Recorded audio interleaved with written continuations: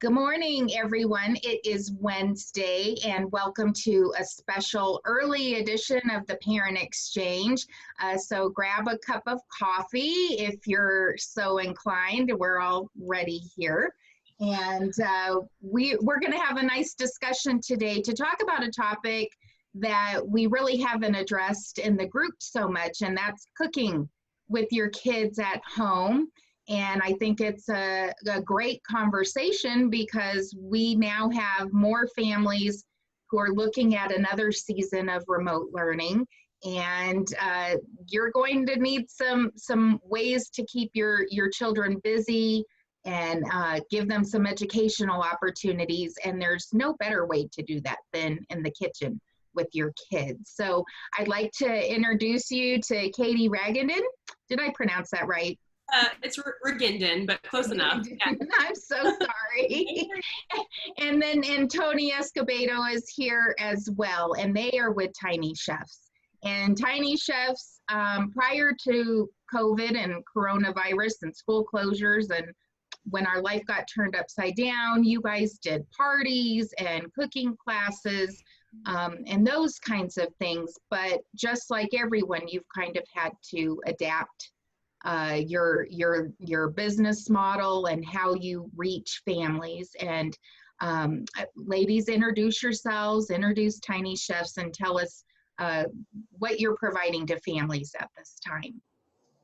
Yeah, so I'll introduce myself. My name's Katie. I'm the director with Tiny Chefs. I started with Tiny Chefs back in 2010 as just an instructor. Just wanted something that was fun, that was going to fill my time. And here we are 10 years later, or over 10 years later, and I'm the director. So it's kind of been this has definitely been the most challenging year, I will say, of my position. And Tony, I'll let you introduce yourself and kind of explain what you do first. Hi, I'm Tony, and I am the operations coordinator, so I'm pretty much Katie's assistant. I do anything she asks me to. I started as just an instructor as well. I had moved out of state, and when I moved back here, Katie reached out to me if I wanted to work with Tiny Chefs, and I did, and it's been, I think, like a year and a half, almost 2 years now. And I've definitely enjoyed it. And I think this spin here of going virtual, I've actually enjoyed it, surprisingly. I enjoy doing all this different computer stuff we're working on. So I think it's been fun. Yeah. And so Tony and I we knew each other prior to Tiny Chefs, and we worked together really well. And so Tony, has been a huge saving grace for us through this COVID period, because she has kind of created everything that we've done with our online courses on the back end. So pre-COVID, like you said, we were doing parties, we were doing in-person camps. Our revenue had just hit over $1 million in 2019. That was like a big celebration for us. So coming to 2020 with what's going on now, we had all these goals and thoughts and everything. So it's shifted a bit. But we did all of these things in schools, or we came to people's homes. But typically they heard about us from being in school at during an enrichment class or during a summer camp, and that's how we got business or customers at home. So fast forward to COVID, and we had, for our spring session for enrichment, we'd already collected so many registrations, and we thought we need to do something for these parents, for these kids. They're still going to want to do this program, so let's figure out a way to give that to them. So we created a virtual video series with our spring theme, which was cooking around the world. And we did it with a limited team, really no guidance. So we just kind of all went in, and it took us a while to do the first one, but we all kind of put our heads together and we worked through it, and we got it done. So we ended up doing 5 more. So we did all of our most popular themes from the summer, and we didn't really know what we were going to do with them. We figured, okay, we'll just sell them. It'll be a selling item on our website. And that really wasn't biting. So we thought, okay, let's put it together in a schedule like a summer camp. So we kind of ended up doing that model of, let's meet with the kids in the morning, have them do self-paced learning in the afternoon, and then we'll come back and have another live meeting with them in the afternoon later on to talk about what they did. And then that way, kids are being able to interact with each other. Parents are not feeling the stress of my kids in front of a computer for 4 hours a day. They're still able to do their passion with cooking, and they're getting that social interaction. I know myself as a working mother, it is very challenging to, I would love for someone to be able to sit down and talk to my kid for a few hours at a, just to give them that socialization that I'm not able to maybe give them during some parts of the day. So that's what we're providing to those kids. And it's actually opened the door for us because this is now nationwide. So we had some kids that were in California. Our morning meeting was at 9:30 Eastern Standard Time, and they're waking up at 6:30 to be a part of this meeting. That's how much they want to be a part of this. We had one girl from Canada. So it's really reaching out there, and we're realizing that, it's limitless at this point. So now this has been great for summer. It's been a great trial, and we're going into enrichment. And what we really want to know is what parents want in terms of enrichment at this point, because in spring, we didn't really have a very successful program because I think parents were still trying to figure out distance learning and what even was happening at that point, And so now, as kids are a little bit more used to being independent, whether that's because they have a working family at home or maybe they're independent on the computer, we want to know what we can provide to parents that parents want. We think we know, but we don't. Every family is so different and so unique. So thank you for bringing us on, and that's kind of what we want to hear from our parents.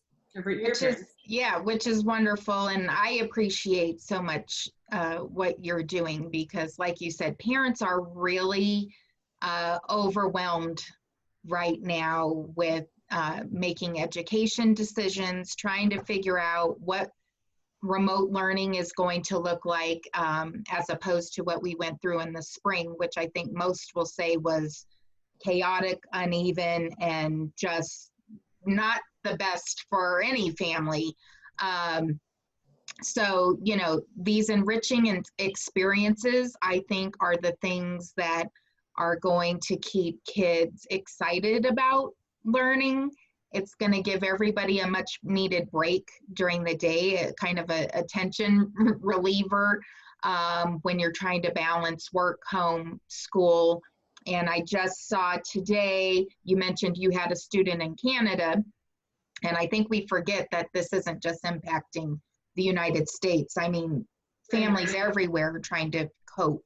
But an elected official in Canada stated that he thought kind of this 10-person, social network that you have right now that they suggest in COVID will probably last into 2021.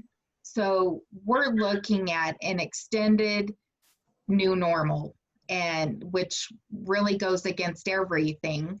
And, our kids are used to being out in the community and exploring and being with other kids. So any opportunity that we can give them to have interaction with other adults, that's not mom and dad, because we all know kids save their worst behavior for mom and dad.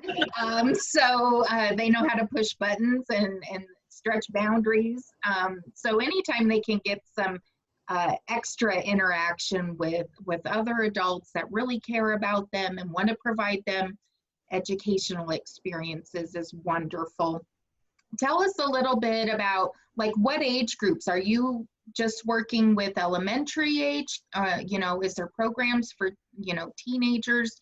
What's that look like? Yeah, good question. So pre-COVID, we had programs all the way from preschool to middle school. Right now, with what we are doing in our virtual summer camps, we have an age range of 6 to 14. And the reason for that is because, honestly, it depends on the child's skill level. So if you have a 6-year-old who is kind of an avid baker or, chef already in the kitchen, they've been doing this for a while, maybe they know where everything is, maybe they can reach everything, then they can do this. So we try not to put too much of an age limit on it, as it's more about the skill.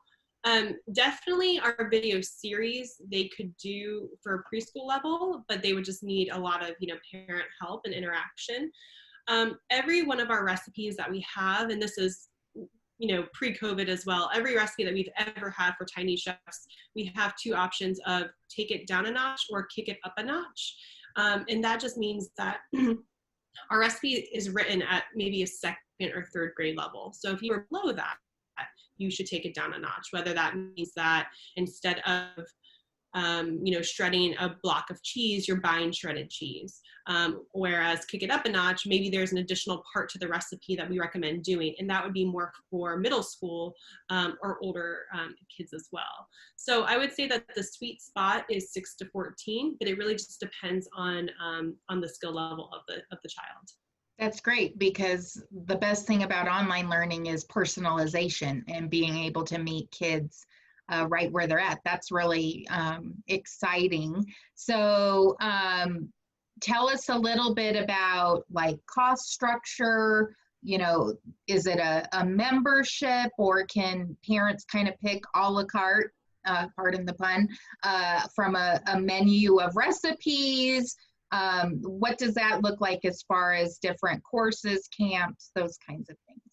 Yeah, so right now on our website, we have two different options where parents can access the course. So there is the virtual video series, which they can just buy outright.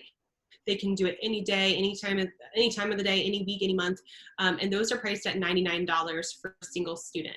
We do have a family plan on there, and that is $149. The reason that we have the family plan is that if you have a family of, 4 kids or 2 kids, the way that our series works is that they get achievements and certificates at the end of the course that has their name on it, and it pops up. And so it's the same curriculum, but we all know that 2 siblings, they're going to want their own names on their things. So we just gave that as an option. For our virtual summer camps, we are charging $129. So it's just a little bit extra, and that's because we're doing that live component in the morning and that live component in the afternoon. We also have the ability within that to do a 10-minute consultation call with the student. Anything that they want to go over during the week, whether it's typing skills or how to dice properly, we'll talk to them for about 10 minutes on Zoom and discuss those things. Going into enrichment, we are still working out the pricing, and that's part of, figuring out what it is exactly that we are going to do. But I believe it will probably stay around that $129 per person. In terms of a membership, we have, over the past couple days, thought about doing a membership. Now that we have these with the possibility of more, we may be offering membership options in the future. Okay, great. And so those are the things, parents that are watching, and that you want to give your kids some opportunities for some educational experiences in the kitchen. That's the kind of feedback that Katie and Tony are looking for. Share with them what kind of courses you're interested in, timing. Do you want live cooking shows and opportunities, or something that's more flexible and at your own pace that you could do maybe on the weekends with your kids, or in the evenings, or the mornings, whenever's the sweet spot for your family. Share those kinds of suggestions with the folks at Tiny Chefs, because it will help them give you what you want. So wonderful. So I want to do a cooking class with my student. What kinds of things do I need in the kitchen for most of your courses? Do I need fancy knives, a mandolin? Like what kinds of things are my kids going to need to participate in your courses?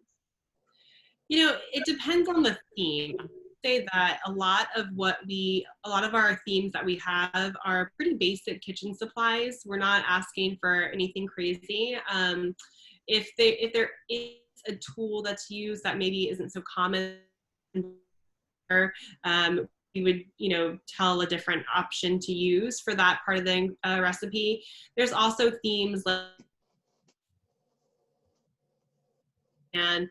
But we saw last week where students didn't have a donut pan and they got creative. So that's okay, you know? So I would say nothing super fancy. If we get to where we're doing like a stronger middle school or teen curriculum, there may be some additional tools, maybe a little bit more tools that the students would need. But for our current offerings, I would say everything that you have in your kitchen is probably good. Awesome. And so so you have like a around the world series. What are some other things that you've done or recipes, like popular recipes? Right now are, so I said Dippin' Donuts, Cooking Around the World, Cupcake Wars, The Art of Cupcakes, Restaurant Creation, and American Picnic. And I would say some of our most popular recipes, I would say the most popular themes definitely are the ones that are cupcake driven. So our week of selling week, and then we're going into Art of Cupcakes next week, and we are already above Cupcake Wars, which is so great, you know, coming from where we were at the beginning of all of this. So I would say cupcakes sell for sure. In terms of popular recipes, I mean, I definitely have my favorites. Cooking Around the World is probably one of my favorite themes just because it's so unique. We have, you know, different types of recipes like curry chicken salad. Then we have things like edamame dumplings. So just a wide variety of types of foods that maybe kids wouldn't have heard about certain ingredients, but they would have never thought to put together. And I always tell this really funny story about my husband who loves guacamole, but he doesn't like avocado, red onion, or tomatoes. And the kids love it. They're like, what? You know, those are all the ingredients that make ingredients on their own, but when they're mixed together, it makes a really delicious course or you know, dish. And so we try to encourage them to try those new foods with unique things like Cooking Around the World.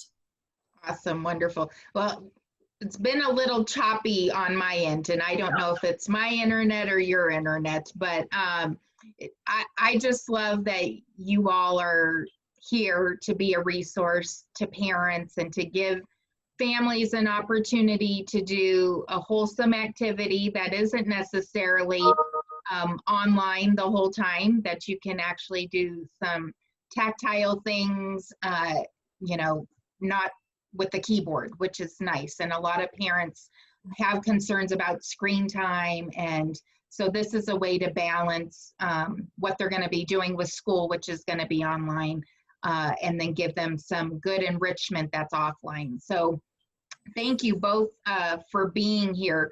We're going to share in the links already. One of our parents in the group has shared the link to the website, and we'll keep encouraging parents to chime in. And, you know, we discussed earlier, like if you guys put together a survey or polling or anything like that, just let us know and we'll share it with the parents. They're pretty vocal, and a lot of these parents have had very hands-on experience in their kids' education. So they have a lot of opinions and ideas about what their kids need and what they need as parents to support their kids in learning. So thank you, Tony and Katie, for joining us this morning. Tiny Chefs, really great program, courses, camps for kids, and we still have a couple weeks of summer left. So check them out if you're looking for some more enrichment to close out the summer, and something to do on rainy days especially would be great. Thank you both ladies for being here, and we'll be back with the Parent Exchange on Friday with a full-time online graduate who is now working in engineering, which is amazing. So thank you, everybody. Have a great day, and we will see you back here on Friday. Bye-bye. Thank you, Tilly. Thank you. You.